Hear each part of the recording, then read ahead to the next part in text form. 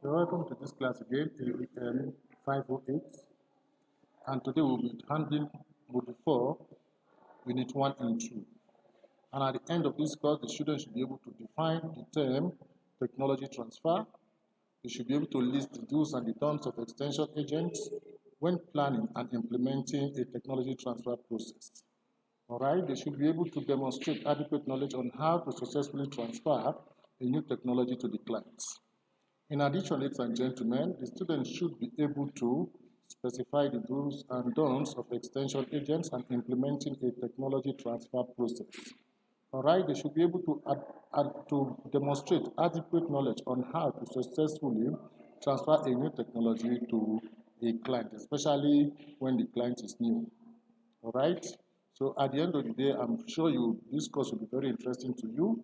So I enjoin all of you to participate actively as we get along. I say thank you for listening and have a good day. Good day, ladies and gentlemen. You are welcome to this particular course, AEM508. And in this particular class, we'll be taking Module 4, Unit 1 and 2. And if we're able to do that, mean to say we'll be left with Unit 3, which will be coming up next week. However, at the end of this class, the students should be able to define the term technology transfer. They should be able to list the do's and don'ts of extension agents when planning and implementing a technology transfer process. They should also be able to demonstrate adequate knowledge on how to successfully transfer a new technology to clients. Unit 1 talks about functions of change agents in technology transfer. And here comes the introduction. In the broadest sense, technology transfer is a process of communication that results in putting research findings or new information into practice. Research is implemented as a result of technology transfer activity, whether the process of technology transfer is formally engaged in or not. Implementation of research is more likely to occur, however, when technology transfer is practiced formally and purposefully.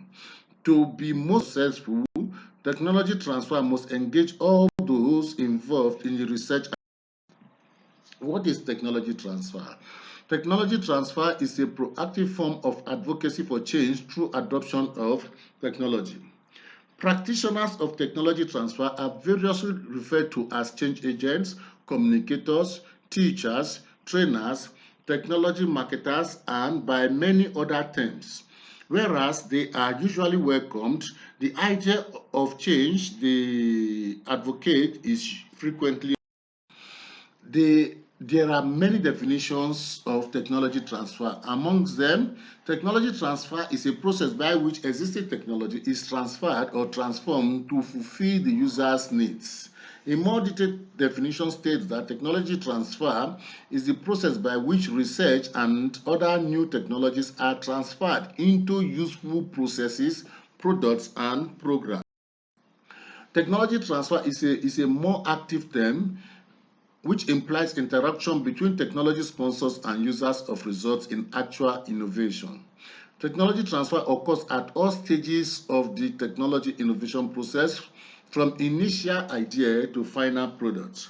These processes integrate multiple functions, including organized research and development, design, production engineering, manufacturing, marketing, and other value-added. That takes us to functions of extension agents in technology. The extension agents carry out different functions in where technology transfer is concerned, and first amongst them is the identification of the user needs.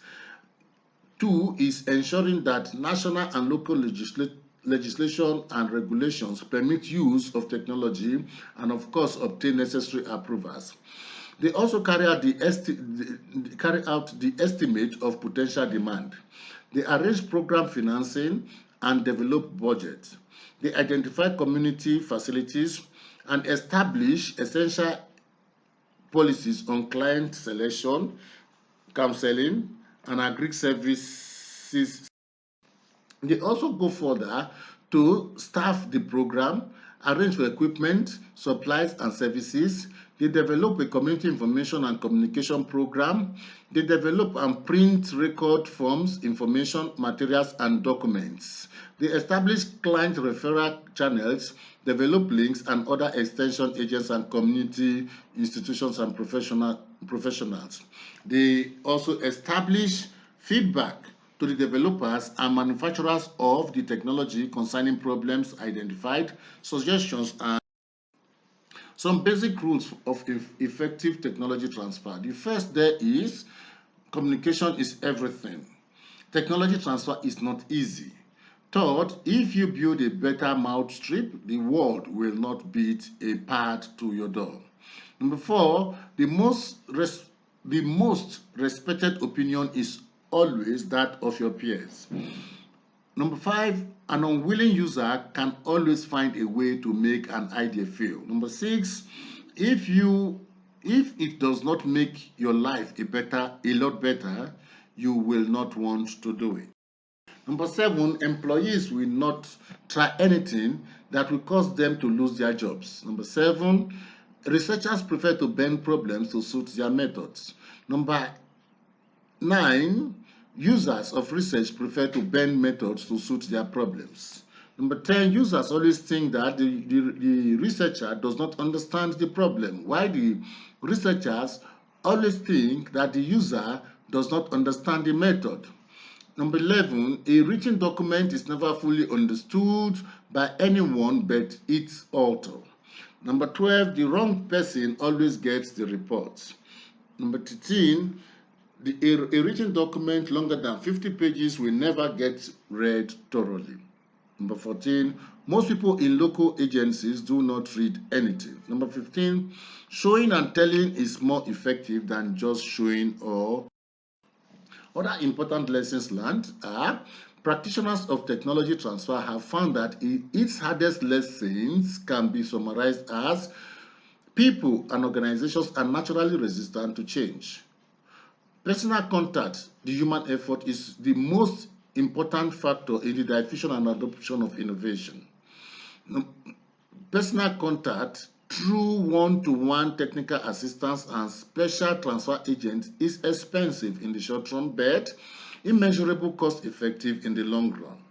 Effective communication of new ideas and techniques done through multiple channels, people, newsletters, case studies, reports, professional associations, network, and publications. No one way will be enough. The experience and endorsement of peers are important elements in the widespread adoption of innovation and technology. And acceptance of new technology takes time and a lot of work and it involves. Module 4, Unit 2 talks about ethics of technology transfer.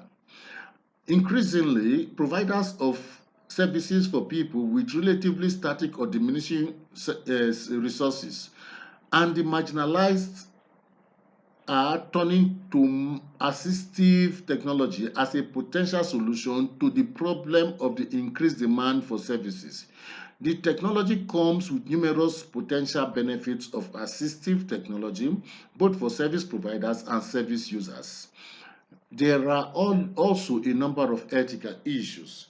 The aim of this lesson is to raise these issues and to emphasize the need for all stakeholders involved in the generation and transfer of technology to pay careful attention.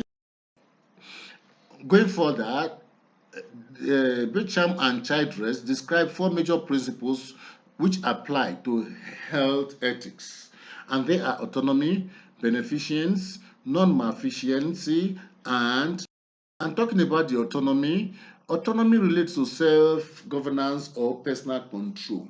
One of the main aims of implementing technology transfer is the promotion of increased independence. One of the most challenging ethical issues in the case of intended beneficiaries of technology is that of consent.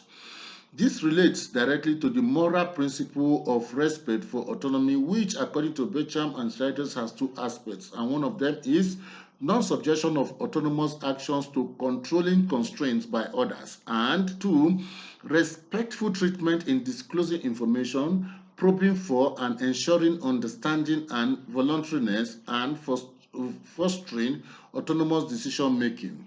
Some of the basic one, information. As in the case of a new technology which is likely to be something which the potential recipient will not have experienced previously, and therefore we quite possibly find difficult to imagine or understand, it should go without saying that explanations of the technology should be clear and simple, and that is what the information brings about. Pictures and photographs might help to maintain a person's attention to a topic that is not necessarily inherently interesting. Video presentations showing the potential technology in use with other people might be more helpful in giving the person information on which to base. Response, bias, and coercion are the second and the third. All right. In line with response, there is a wealth of research evidence that rural farmers who are often the targets of agricultural technology have great difficulty responding to questions concerning abstract matters and are more prone than the general populace to response bias. While in the case of coercion, most extension workers want the best for the farmers they serve and would be outraged at the idea of forcing farmers to do anything against their will. However, coercion can be quite subtle, and in case of beneficence, beneficence is all about doing our best for those who we support or serve. Improved technology has the potential to benefit people in a number of ways. Simply introducing into a farmhouse a computer with internet access and supporting residents to use it can generate an array of positive outcomes. And so we are saying that once the technology is assisted in one way or the other or supported, it will truly make it possible to be more non-maleficence. This is trying not to be harmful or showing mischief. A fundamental bioethical principle is that of not causing harm as a result of an intervention. There are a number of ways where a new technology has the potential to cause harm, some more serious than others. They may be in form of stigma and risk, and these below. A stigma is simply, by definition, a sign of social unacceptability because of the shame or disgrace attached to something regarded as socially unacceptable. Stigma arises as a product of four social processes. First, people distinguish and label human differences. Second, there is this dormant cultural beliefs which is linked to labeled people to undesirable characteristics and negative stereotypes. The third is labeled people are placed in distinct categories to accomplish some degree of separation of us and them. In the fourth, those labeled experiences status loss and discrimination that lead to unequal outcomes. This in turn can lead to anxiety, depression, a distorted self-image, and low self-esteem. Talking about risk, risk might have been equally appropriate to raise the issue of it would have been appropriate to raise the issue of risk under the heading of beneficence. However, clearly improved technologies such as chemical fertilizers provide more rapid growth of crops which supplements farmyard manure. However, consideration should be given to possible increased risk if such technology is used in place of manure. So every technology comes with its own risk, but as much as possible, the risk should be handled to be possible.